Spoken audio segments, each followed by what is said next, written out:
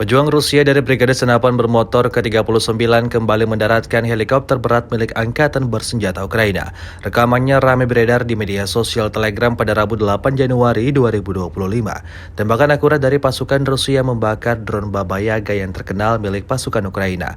Dapat dilihat dalam rekaman serangan tersebut berlangsung pada malam hari, saat drone Baba Yaga diketahui beroperasi dan melakukan pengintaian di posisi pasukan Rusia. Bidikan tepat sasaran membuat drone Ukraina meledak dahsyat hingga hancur berkeping-keping.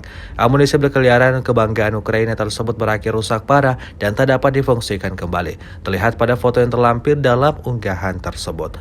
Hingga video ini beredar, beragam respon diberikan warganet.